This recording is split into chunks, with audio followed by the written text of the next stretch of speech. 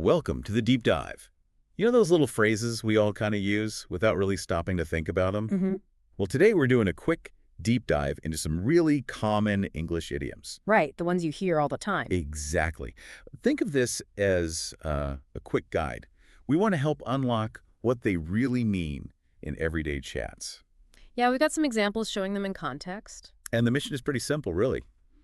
Get you comfortable with these phrases so you can spot them, understand them, and maybe, even try using them yourself. That's a thing about idioms, isn't it? They add so much color and efficiency sometimes. Right. Once you get the idea behind them, it just opens up another layer of understanding. So where are we starting? Okay, let's kick off with one I bet almost everyone has heard. Break the ice. What's actually happening when someone says that?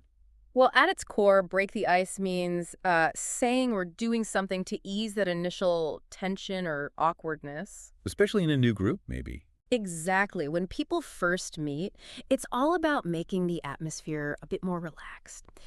Picture a really quiet, kind of stiff room, Yeah. and someone tells a light joke or just makes a friendly comment. That's breaking the ice.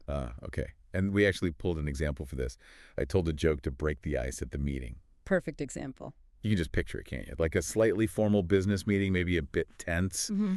and someone uses a little humor just to get things rolling more comfortably. Have you seen that done well? Oh, absolutely. And what's interesting is how universal that need is, Mhm. that need to ease the initial awkwardness. True. And this idiom just gives us a really neat, short way to talk about doing that.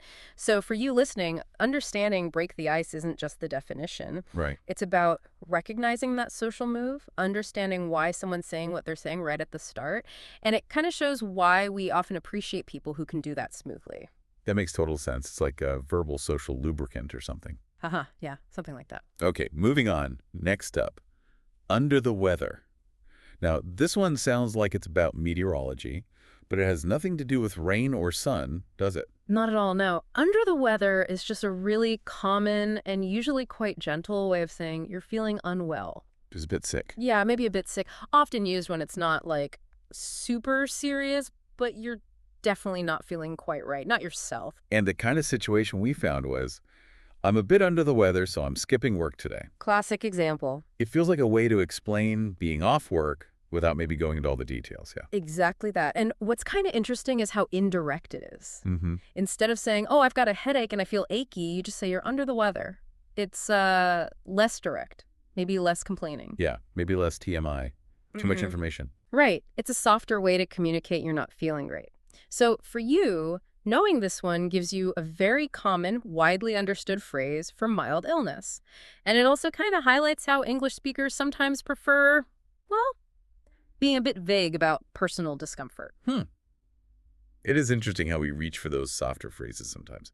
Okay, last one for this deep dive. Spilled beans.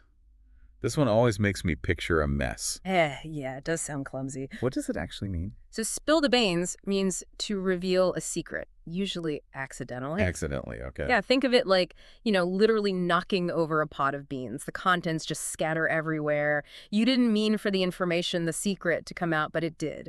Got it. And our example fits perfectly. She spilled the beans about the surprise party. Exactly. Someone let the secret out. Probably didn't intend to ruin the surprise, but oops. The cat's out of the bag, as they also say.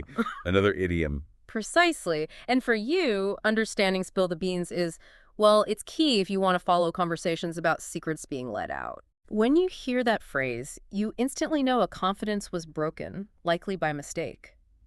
It does make you wonder where that image came from. Beans spilling.